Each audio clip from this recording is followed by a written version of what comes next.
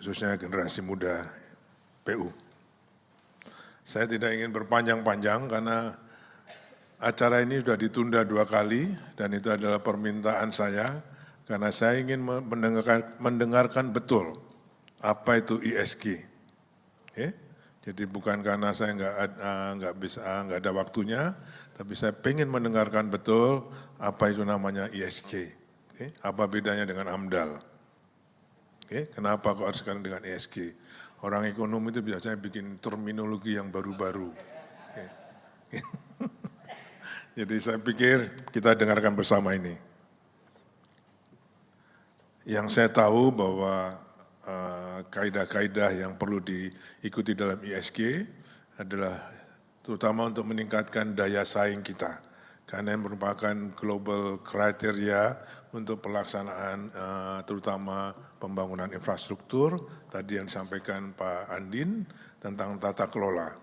Jadi kalau investor mau masuk, kalau melihat tata kelola kita jelek, pasti dia nggak akan masuk.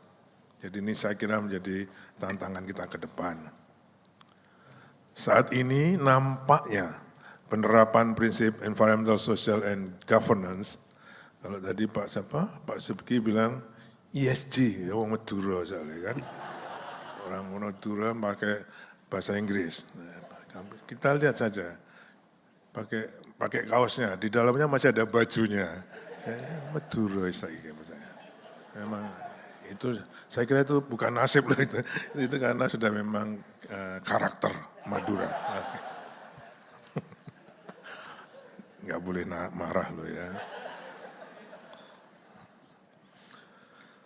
Ini merupakan ESG ini merupakan parameter yang lazim digunakan dalam pelaksanaan pembangunan yang berkelanjutan.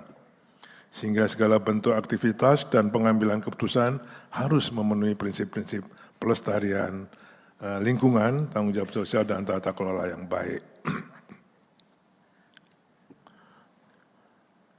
Saya nggak mau terlalu panjang itu karena saya justru ingin mendengar dari Pak Profesor dan Pak Agung, Pak Satoshi, untuk kita, nanti kalau saya terlalu banyak membaca apa yang ditulis oleh penulis ini malah keliru gitu kan. Jadi nanti biar kita dengarkan langsung dari Pak Rena Kasali. Saya ingin menyampaikan untuk yang generasi muda yang akan melanjutkan studi, ini yang lebih penting. Ya. Seperti yang disampaikan Pak Andin, sejak beberapa tahun yang lalu saya sudah bekerja bersama dengan Pak Andin, dengan LPDP untuk minta kuota minimal 100 bagi PU. Tapi enggak pernah tercapai. Ya, akhirnya saya siapkan lebih dari 200 tiap pendaftaran. Nah, baru jebol 102. Itu dari suara sekian yang kita siapkan.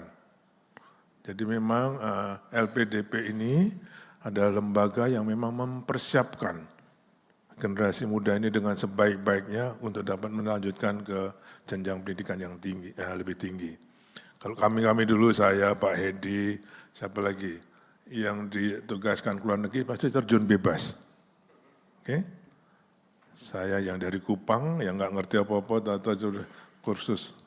Saya pernah sampaikan ke Pak Rena Kasali, dengan TOEFL 387, kemaki kan itu, 387 itu berarti yang benar cuma 1 itu. Tapi memang saya sengaja, besok mau tes, saya nggak belajar. Teman-teman lain pada belajar, saya enggak. Karena saya pengen tahu basic saya berapa, yaitu 307, muter kan. Tapi dengan begitu saya belajar bahasa Inggris dengan benar. Mungkin kalau saya dulu dites sudah jadi master sendiri. Karena setiap duduk nongkrong di kamar mandi itu saya baca, apa itu, yang namanya sampo, luxury sampo, apa gitu. Mana ini yang namanya adjektifnya, mana verbnya. Saya analisa itu.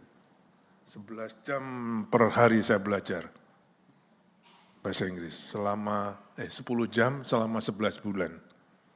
Saya kos di Wisma Karya di Blok M itu kan. Tapi saya belajar betul bahasa Inggris, bukan belajar TOEFL, tapi belajar bahasa Inggris. Akhirnya saya bisa tembus tes pertama 530, okay? Sehingga saya harus bisa berangkat duluan. Jadi saya ingin saudara-saudara sekalian setelah lulus ini memang benar-benar bisa menikmati belajar itu dengan baik. Bersyukur. Jadi dari sekian ratus orang tadi Pak Andin bilang, Anda ini diterima lulus pada saat pendaftarnya meledak. Kalau saya sampaikan itu berarti anugerah, saudara. Ya. Kalau Anda mendapatkan anugerah, pastinya bersyukur. Kalau Gusmus bilang, kenapa orang bersyukur? Karena dia sadar anugerah. Orang naik haji karena anugerah dan bersyukurnya 2 kali. Pada saat mau berangkat dan pulang, bersyukur. Tapi orang bisa sholat, ada yang pernah bersyukur? Padahal itu sama-sama rukun Islam. Karena dia nggak merasa bahwa sholat itu satu anugerah. Itu orang mau misalnya ada yang sakit, mohon maaf, nggak bisa kentut. Supaya bisa kentut itu bisa puluhan juta. Jadi orang kentut itu jangan dimarahin, itu anugerah itu. Bersyukurlah. Ya, Anda pertama dengan bersyukur bahwa Anda sudah diterima, dibiayai oleh LPDP. Hanya dengan sekolah saudara akan merubah jalan hidup saudara sekalian. Ya, nggak ada lain. Jadi sekali lagi saya terima kasih pada LPDP, Bapak Direktur Utama dan Bapak Direktur LPDP yang telah menyiapkan anak-anak kami. Ini anak-anak apa adik-adik ini? Sampai sing tua ya, enggak anak. Adik-adik kami untuk sekolah lebih tinggi. Saya pernah nulis dengan Pak Rena Kasali, fighting for better education. Harus fight. Sekolah itu pertama di luar negeri, mau dapat A itu harus kerja keras. Kalau biasa-biasa saja mungkin B, tapi kalau C itu pasti malas. Ya, graduate student itu kalau biasa-biasa dapat B dia. Kalau untuk A harus kerja keras. Kalau C pasti dia malas. Saya dulu dapat D. Itu semester pertama. Jadi orang semester pertama itu semester gila pasti. Kalau saya dulu, tapi mungkin sekarang sudah lain suasananya. Dulu tahun 87, saya dari Kupang langsung ke Amerika. Itu semester gila. Pertama kali keluar negeri, langsung di snow yang minus 40 derajat Celcius. Saya pikir ini jangkrik Amerika ini. Padahal sendiri saja saya di yang namanya di studio apartemen. Kalau bangun itu lihat kompor itu ngamuk saya. Kan harus masak sendiri kan, studio itu. Jadi kalau bangunnya lihat kompor oven itu, aduh jancet. Tapi itu harus fight. Jadi saudara sekalian, kalau sekolah nanti, ini semester apa nanti? Fall? Kalau yang di bagian utara, mulai semester berapa sekolahnya? Siapa yang mau ke luar negeri 74 orang? Angkat tangan. Loh, ya, angkat tangan. Angkat tangan aja, males itu gimana ini. Sekolah di mana ini? Semester kapan masuk? Ibu, Mbak, semester kapan? Februari di Melbourne itu mana ya? Kalau Februari berarti summer. Ada yang di bagian utara, Februari, Amerika siapa? Inggris, semester apa? Hah? September sudah fall ya, winter, fall. Itu mau masuk dingin itu, tapi enggak, nikmati itu. Okay? Jadi saudara sekalian, jangan takut dengan semester ini. Kalau sekarang pasti sudah lain sekali suasananya, situasinya. Jadi saya yakin Anda semua siap untuk mulai sekolah di semester tahun ini. Selamat belajar, ya. Nikmati itu sekolah. Saya selama sekolah ini, saya S1, S2, S3 itu beasiswa terus. Pertama Supersmart, USAID, terus OTO, oke? Nggak pernah satu hari pun saya bolos. Nikmati itu sekolah. Okay? Hanya dengan sekolah kita bisa merubah jalan hidup kita. Sekali lagi terima kasih LPDP atas persiapannya, dan pada generasi muda, orang-orang PU yang akan sekolah paling 2 tahun, mungkin 2 tahun nanti Anda pasti sudah menjumpai PUPR yang punya saudara sekalian. Kami sudah nggak ada lagi nanti 2 tahun lagi. Jadi Anda PU punya kamu, ya. Dan saya tadi baru dapat berita dari Pak Binsar, ini ada Mak Andin, jadi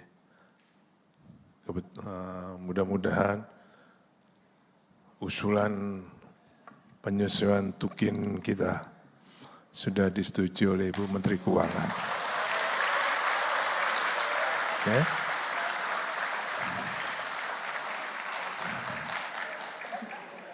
Ini memang saya minta pada Bu Menteri Keuangan untuk bisa saya umumkan di 3 Desember nanti. Dan ini Bu Menteri Keuangan sudah menyetujui itu. Okay. Ini mudah-mudahan tukin kita menjadi 100%. Okay. Itu kewajiban saya untuk saudara sekalian. Setelah saya sampaikan kewajiban saya minta hak saya nyambut gawe. Ya, sekolah yang benar, kerja yang benar. Saya sudah memberikan kewajiban saya memperhatikan kesejahteraan saudara-saudara. Jadi fair, kan? Anda punya hak untuk diperhatikan, tapi Anda punya kewajiban kepada organisasi Kementerian PUPR. Are you ready? Are you ready? Oke, terima kasih. Assalamualaikum warahmatullahi wabarakatuh. Terima kasih.